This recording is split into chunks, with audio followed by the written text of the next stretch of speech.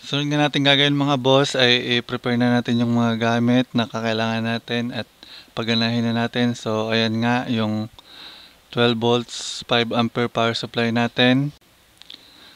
Step down 12 volts to 5 volts back converter. Tapos yung ating coin slot na Allen Universal coin slot.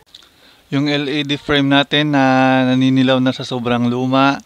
Tapos yung ating Node MCU custom board.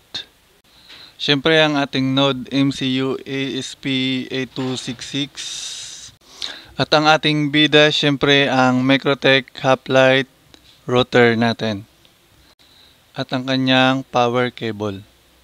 Kakailanganin din natin mga boss ng LAN cable sa pag-connect ng ating router sa computer. Kakailangan din natin mga boss ng DuPont wires sa pag-connect ng coin slot natin sa Node MCU custom board.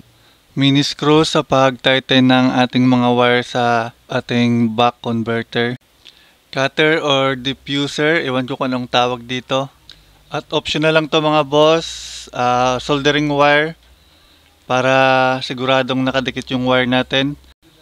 May pagpipilian pa pala kayo mga boss dito sa back converter. May mas mura ditong setup pero mas marami kang gagawin kasi hindi all-in-one yung function niya. Sa power cable naman mga boss ng ating Microtech router ay may dalawa tayong option.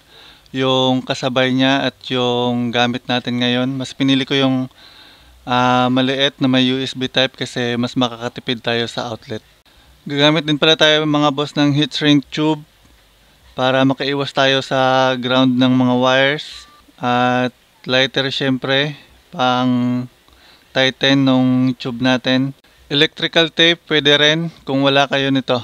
Sa pag-assemble mga boss ng pyesa, ina-assume ko na may knowledge naman na siguro kayo about dito. So, hindi ko na kailangan siguro isa-isahin to.